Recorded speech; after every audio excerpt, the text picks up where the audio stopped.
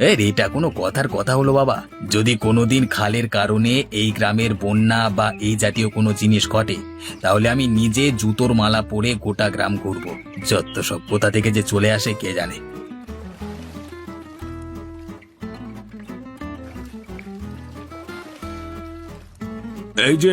এই যে নগেন, আমাদের এখান থেকে উদ্ধার কর বাপ। বন্যার জল যে আমাদের ঘরে ঢুকতে বসেছে, দয়া করে আমাদের এখান থেকে বাঁচাও। আমরা উদ্ধার করবার কে বলুন মোড়ল মশাই? আপনার প্রচন্ড শিক্ষিত ছেলে আছে না জয়, ওকেই বলুন আপনাকে বুদ্ধি করে এই বন্যার জল থেকে উদ্ধার করতে। আমরা বরং এলাম, কেমন?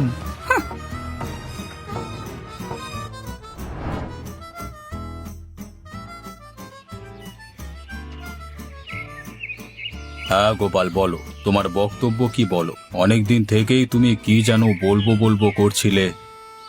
আগে মোড়ল মশাই, এ আমার দূর সম্পর্কের একজন পিসিমার ছেলে। ওর নাম পলাশ। ও শহরে পড়াশোনা করেছে। ও আপনার সঙ্গে অনেকদিন ধরেই দেখা করব করব করছিল আর কি। হ্যাঁ পলাশ, বলো তোমার কি বক্তব্য, কি বলতে চাও আমাকে?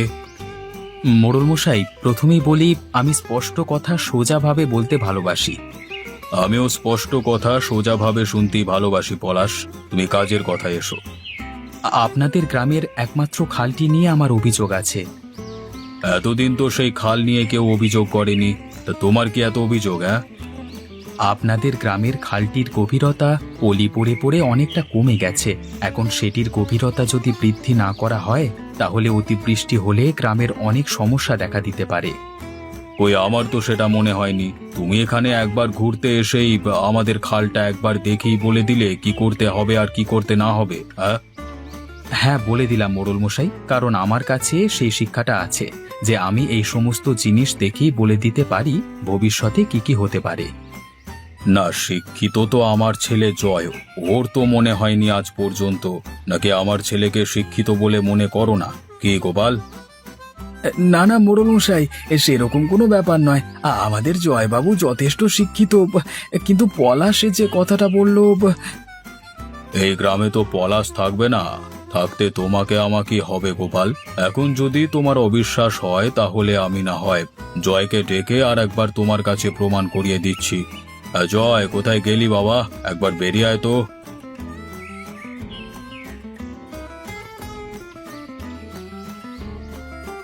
ডাকছিলে বাবা? সকালবেলায় আমার ঘুমটা নষ্ট করে দিলে তো।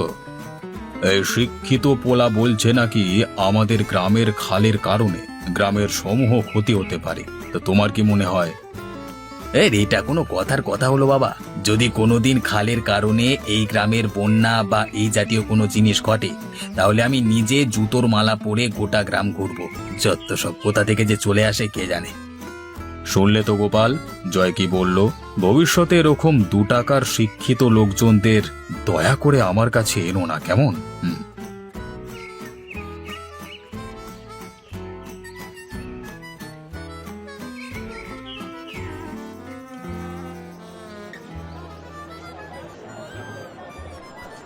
না, এইভাবে তো বছরের পর বছর চলতে পারে না।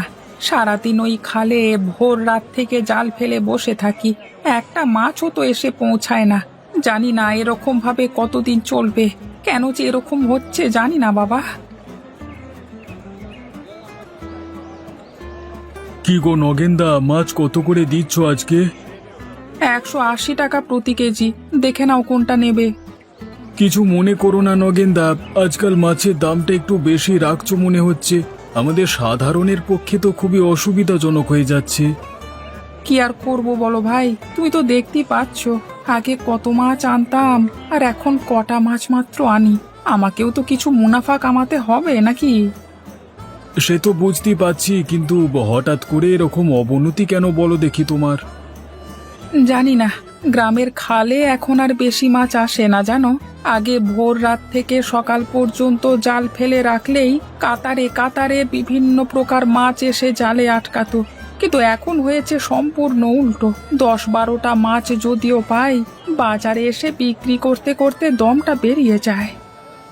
সে তো যাবেই নগেনদা, মানুষের পকেটের পয়সার সঙ্গে তোমার মাছের দাম যদি না কুলোয়, তাহলে মাছকে নেবে শুনি? সেটাই তো হলো সমস্যা দাদা। ভবিষ্যতে যে মাছ বিক্রি করে খেতে পারবো কি না সেটাই আমার সন্দেহ হচ্ছে। এখন তোমাকে কতটা মাছ দেবো বলো? দাও দাও, সকালবেলা এলাম যখন, তোমার মন খারাপ করবো না। 1 কেজি মতো দিয়ে দাও আমাকে।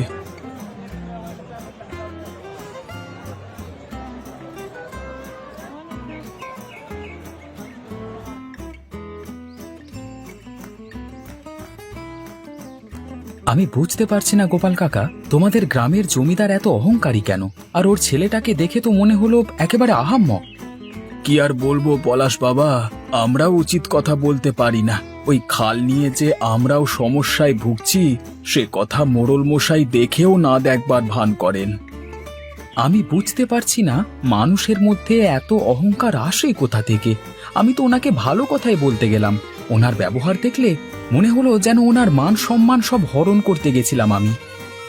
পলাশ বাবা, তুমি আর এই নিয়ে কিছু বলো না। মোড়ল মশাইয়ের মাথা গরম হয়ে গেলে উনি অন্য কিছু করে বসতে পারেন। উনি অনেক ক্ষমতাশালী ব্যক্তি। কাকিমা, প্রকৃতির থেকে বেশি ক্ষমতাবান বা ক্ষমতাশালী পৃথিবীতে কেউ আছে বলে আমার মনে হয় না। আমার মন বলছে ওই মোড়ল এবং তার ছেলে যতক্ষণ না এই গ্রামের মানুষদের অত্যন্ত বিপদসংকুল পরিস্থিতিতে ফেলবেন ততক্ষণ ওদের টনক নড়বে না। ছেড়ে দাও বাবা, তুমি দুদিন বেড়াতে এসেছো এখানে, আমাদের সাথে ভালো মতো সময় কাটিয়ে আবার ঘরের ছেলে ঘরে ফিরে যাও ভালোভাবে। মোড়লের ছেলের সাথে লাগতে যেও না বাবা, ছেলেটা অত্যন্ত কুচুটে ছেলে। তা আমি দেখি বুঝেছি কাকিমা, কিন্তু তুমি ভাবো ওই একটা খালই তো তোমাদের সম্বল। ওই খাল দিয়েই জলসেচ, জেলেরা ওই খালেতেই মাছ ধরে তাদের সংসার চালায়। 1 বছর অতিবৃষ্টি হলে তখন বুঝবে ঠেলা। ওসব কথা ছাড়ো বাবা, এখন বলো আজকে কি খাবে? আজকে বাজার থেকে কিছুটা মাংস নিয়ে আসি, কেমন? না কাকা, আর মাংস খেয়ে লাভ নেই। যাও একটা তরকারি করো, আমি বিকেলেই বাড়ি চলে যাব ভাবছি। না না বাবা, সে কি করে হয়?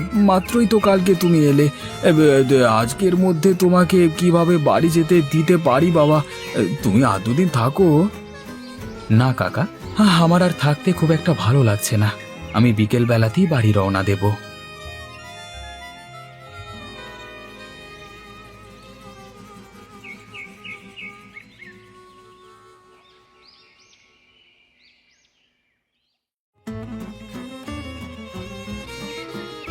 প্রণাম নেবেন মোড়ল মশাই, প্রণাম নেবেন ছোট কর্তা।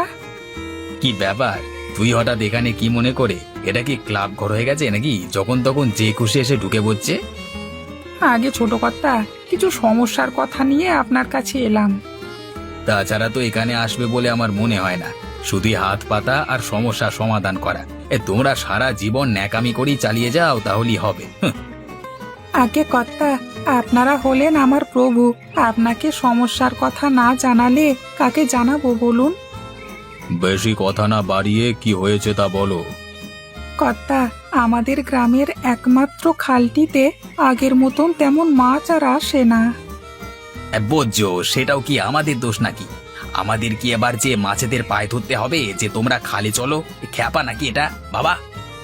আগে না কর্তা, আমি ওই খালে মাছ ধরেই এতদিন জীবিকা নির্বাহ করে আসছি, কিন্তু এখন ভবিষ্যতে যে কি হবে সেটাই বুঝতে পারছি না। আগের মতো খালে আর মাছ আসে না, ফলে খরিদ্দারকে অনেক চড়া দামে মাছ বেচতে হয়। খালে মাছ পাচ্ছ না তো নদীতে যাও। মাছ নদীতে গেলে অনেক মাছ পাবে, সেসব বিক্রি করো খরিদ্দারের কাছে। তাহলে তো আর বেশি দাম দিয়ে মাছ বেচতে হবে না। কথাটা আপনি ঠিকই বলেছেন মোড়ল মশাই, কিন্তু মাছ নদীতে মাছ ধরে বাজারে নিয়ে আসতে আসতেই মাছ পচে যাবে। আপনি সেদিকটা একটু ভেবে দেখুন। আমি সব দিকটাই ভেবে দেখছি নগেন, যেমন চলছে তোমার তেমনই চালাও। বেশি বড়লোক হবার চেষ্টা তো ভালো নয় বাপু।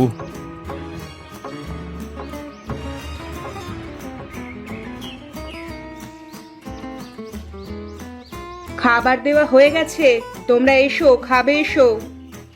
বেশ, তুমি এখন এখান থেকে যাও, আর সব সময় এখানে নাকে কাঁদতে আসবে না, ঠিক আছে? সত্যি। হ্যাঁ গো, গ্রামের একমাত্র খাল নিয়ে গ্রামের মানুষেরা যে অনেক সমস্যায় পড়ছে। তোমরা যদি একবার সংস্কার করে দিতে তাহলে তো সব দিক থেকেই মঙ্গল হতো, তাই না? এই তুমি চুপ করো তো গিন্নি। পয়সা কি গাছে ফলে নাকি? বেটারা যত পায় তত খায়। এরকম করে চলতে চলতে ওদের অভ্যেস হয়ে যাবে। হ্যাঁ, আর ওরা যে সব সময় খাল নিয়ে সমস্যায় আছে বলছে, কই আমার তো কিছু মনে হচ্ছে না। এই সব ওদের চক্রান্ত, শুধু শুধু আমাদের পরিবারটাকে চিন্তায় ফেলবার জোগাড়। বুঝি না। বাবা জয়, তোমার কথাবার্তাগুলো কিন্তু দিন দিন খুবই তেরা তেরা হয়ে যাচ্ছে। মানুষকে মানুষ বলে গণ্য করো না তুমি। তোমার এই স্বভাবটা পরিবর্তন করা উচিত। এই যাও তো এখান থেকে, আমাকে বড় বড় জ্ঞান দিতে এসছে। আমি যা করেছি বেশ করেছি, যেমন কথা বলেছি বেশ করেছি, তাতে কার কি এসে গেল আমার দেখবার দরকার নেই, যত সব।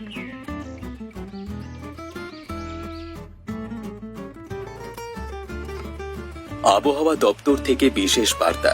আজ থেকে জেলায় জেলায় ভীষণ নিম্নচাপ প্রবেশ করবার কারণে ভারী এবং অতি ভারী বৃষ্টিপাতের সম্ভাবনা করা হচ্ছে। জেলেদের ইতিমধ্যেই নদী এবং সমুদ্রে মাছ ধরতে যেতে বারণ করা হচ্ছে। এই ভারী এবং অতি ভারী বর্ষণ চলবে দীর্ঘ 2 সপ্তাহ। আবহাওয়া বিশেষজ্ঞরা জানাচ্ছে, এই বৃষ্টির কারণে চাষবাস, ক্ষেত জমি সহ ব্যবসা বাণিজ্যের সমূহ ক্ষতি হতে পারে। পরবর্তী সংবাদ খুব শীঘ্রই আপনাদের সামনে তুলে ধরা হবে। ধন্যবাদ।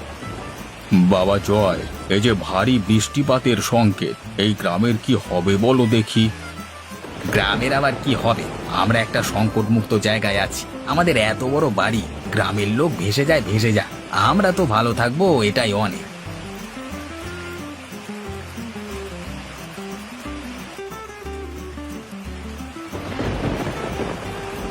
গিন্নি, বৃষ্টিপাতের যে তীব্রতা দেখছি, এতে তো আমার খুব চিন্তা হচ্ছে গো। ফসলে জমি ডুবে যাবে মনে হচ্ছে। সে আর বলতে, আমি শুনলাম আগামী 2 সপ্তাহ এরকম টানা বৃষ্টিপাত হবে। এখন আমাদের কি হবে বলো তো দেখি। আমার মনে হচ্ছে পলাশ বাবা যে কথাটা এতদিন আমাদেরকে বলে এসেছিল, সেটাই হতে চলেছে। এই কারণেই বলে শিক্ষিতদের কথা শুনতে হয়। পলাশের কথা না শুনে আমরা নিজেদের যে কত বড় ক্ষতি করে ফেললাম। এখন যে এই গ্রাম ছেড়ে পালাবো, তারও তো কোনো উপায় নেই।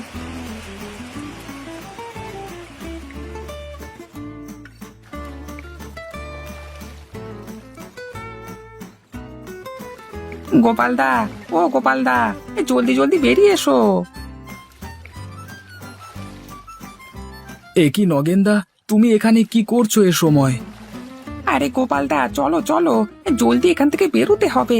বানে ভাসা খাল একদিনেই গোটা গ্রামকে ডুবিয়ে দিয়েছে। আমরা যদি এখান থেকে এই মুহূর্তে না বেরোই, তাহলে আমরা ভেসে যাব গোপালদা। দাঁড়াও, আমরা একটা বাক্স নিয়ে আসছি।